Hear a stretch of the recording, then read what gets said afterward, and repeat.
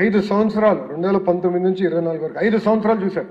ఎప్పుడు వస్తుందా నోటిఫికేషన్, ఎప్పుడు రెడీ అవుదామా, ఎప్పుడు రెడీ అవుతాం రాలే. 5 సంవత్సరాలు ఒక్క డిఎస్సి నోటిఫికేషన్ ఇవ్వలేదు అధ్యక్ష. నిజంగా నేను టీమ్ 11 క్యాప్టెన్ ఈరోజు వస్తే నేను అడుగుదాం అనుకున్నాను అధ్యక్ష, సూటిగా ప్రశ్నిద్దాం అనుకున్నాను అధ్యక్ష. ఎందుకు మీరు 5 సంవత్సరాలు ఒక్క డిఎస్సి కూడా నిర్వహించలేదు? చాలా పారదర్శకంగా మేము చేసాం అధ్యక్ష. ఎందుకు చేసామంటే 1 క్లాస్ 1 టీచర్ అందించాలనేది మా తపన.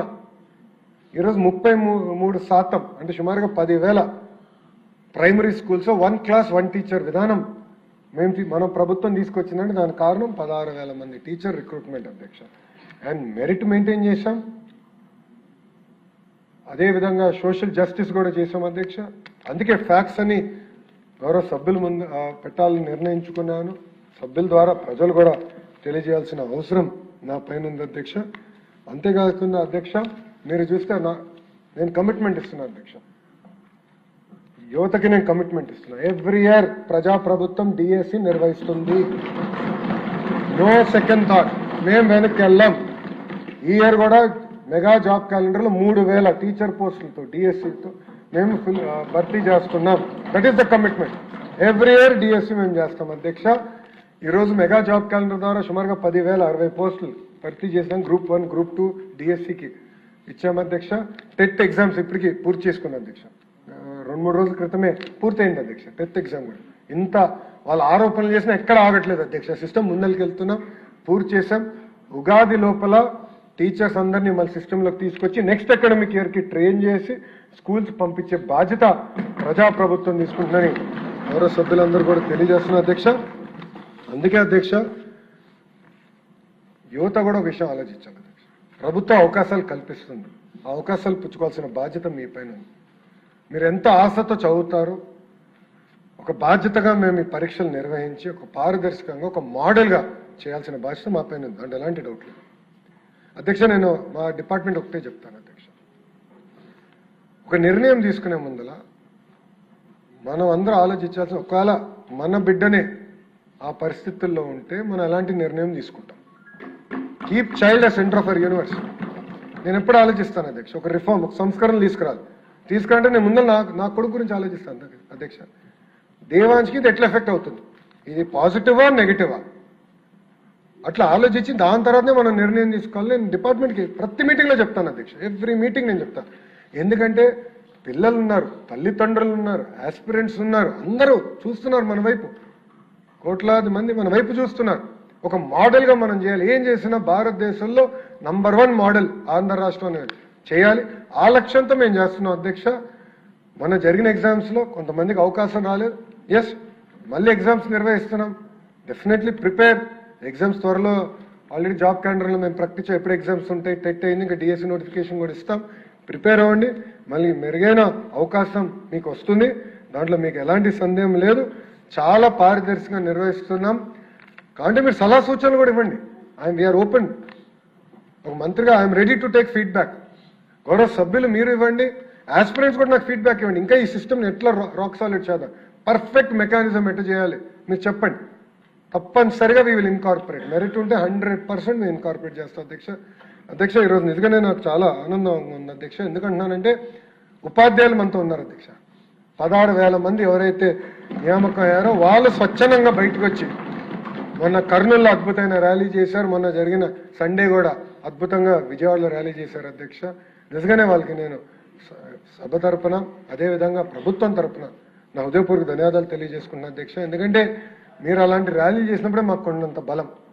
పారదర్శకంగా మేము చేసామని మేము చెప్తాం ఒకే చెప్తే డైరెక్ట్గా ఎవరైతే టీచర్గా వచ్చారో వాళ్ళు చెప్తాం ఇంకా కొండంత బలం అధ్యక్ష. అదే నాకు బలపరిచింది. ఇంకా చేయాలని తపన నాలో పెరిగింది అధ్యక్ష. ఈరోజు క్షమించాలి, గొడ్డలి పార్టీ నాయకుడు రాలేదు అధ్యక్ష. ఆయన జగనన్న వ్యక్తి లోకేష్ని ప్రశ్నించట్లేదు అధ్యక్ష. జగనన్న వ్యక్తి గౌరవ ముఖ్యమంత్రి చంద్రబాబు నాయుడు గారిని ప్రశ్నించట్లేదు అధ్యక్ష. జగనన్న వ్యక్తి ప్రభుత్వాన్ని ప్రశ్నించట్లేదట అధ్యక్ష. జగనన్న వ్యక్తి అంబేద్కర్ గారిని ప్రశ్నిస్తున్నారు అధ్యక్ష. ఎందుకంటున్నానంటే ఇది అంబేద్కర్ గారు రాజ్యాంగంలో రిజర్వేషన్ విధానం తీసుకొచ్చిన వ్యక్తి, అది మేము పాటిస్తున్నాం. వర్టికల్ హారిజాంటల్ రిజర్వేషన్ పారదర్శకంగా నిర్వహించాల లక్ష్యంతో మేమున్నాం. అంబేద్కర్ గారిని ప్రశ్నిస్తున్నారు అధ్యక్ష, గొడ్డలి పార్టీ నాయకుడు అధ్యక్ష. దానికి సమాధానం చెప్పమనండి అధ్యక్ష. ముందు అధ్యక్ష ప్రెస్ మీట్లు ఎందుకు అధ్యక్ష? రమ్మనండి హౌస్కి, ఎందుకు రాలేదైనా?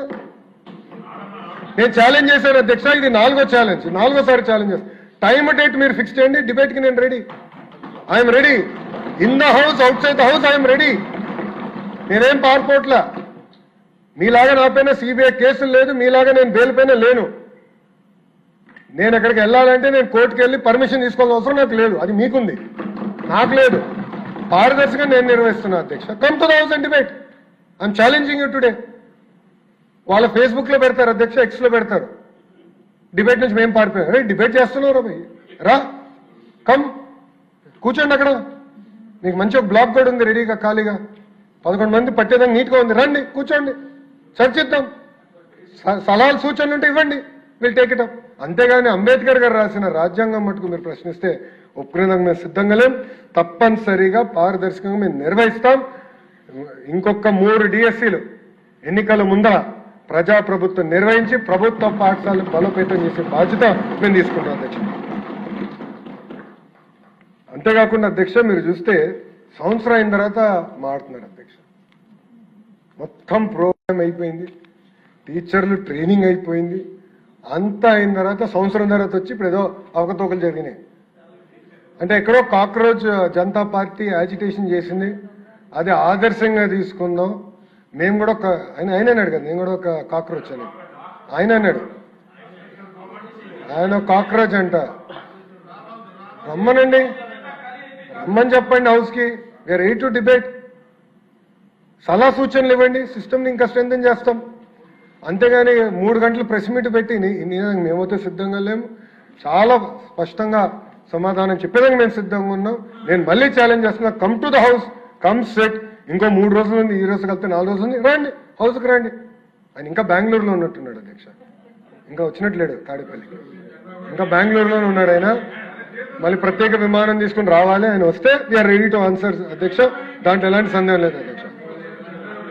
అధ్యక్ష గౌరవ సభ్యుల విషయం కూడా తెలుసుకోవాలి అధ్యక్ష.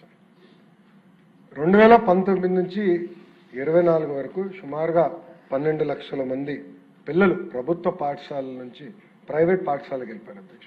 ఎందుకంటే టీచర్ లేరు, టీచర్ నియామకం లేదు. దానివల్ల చాలా తీవ్రంగా నష్టపోయింది నిరుపేద కుటుంబాల అధ్యక్ష. అందుకే అధ్యక్ష ఉపాధ్యాయులకి మేము పెద్దపీట వేస్తున్నాం, ఉపాధ్యాయుల్ని మేము మనస్ఫూర్తిగా గౌరవిస్తున్నాం, ఉపాధ్యాయుల దగ్గర నుంచి సలహాలు సూచనలు తీసుకుంటున్నాం. బెస్ట్ టీచర్ని నేను నెలకొకరిని కలుస్తున్నా. రేపు క్లస్టర్ మీటింగ్ ఉంటే 22వ తారీఖు విజయనగరం జిల్లా కూడా వెళ్తున్నా. క్లస్టర్ మీటింగ్లో నేను పాల్గొంటున్నా. డైరెక్ట్గా వాళ్ళ దగ్గర నుంచి ఫీడ్బ్యాక్ తీసుకోవాలి లక్ష్యంతో పనిచేస్తున్నా. ఆల్రెడీ కొంతమంది బెస్ట్ టీచర్స్ సగం మంది సింగపూర్ కూడా వెళ్ళొచ్చారు. వెళ్ళొచ్చిన తర్వాత వాళ్ళు తిప్పి నాకు ప్రెజెంటేషన్ కూడా చేశారు, అక్కడ ఏం నేర్చుకున్నారు, ఏం మనం అమలు చేయొచ్చు అని. ఇప్పుడు ఇంకో సెట్ ఫిన్లాండ్కి పంపించాడు, ఇంకో సెట్ ఆఫ్ టీచర్స్ ఫిన్లాండ్కి వెళ్ళారు. ఇన్ఫాక్ట్ కమిషనర్ గారు కూడా వెళ్ళాల్సిన అవసరం ఉంది, కానీ డిఎస్సీ పైన డిస్కషన్ ఉంటుంది, మీరు ఉండండి నేను రిక్వెస్ట్ చేశాను. అంటే మేడం గారు కూడా ఫిన్లాండ్కి వెళ్ళి ఫిన్లాండ్ మోడల్ ఆఫ్ ఎడ్యుకేషన్ నుంచి మనం ఏం నేర్చుకోవచ్చు, అది ప్రభుత్వ పాఠశాలలో ఎలా అమలు చేయాలి దానిపైన కూడా చాలా సీరియస్గా తీసుకుంటున్నాం అధ్యక్ష.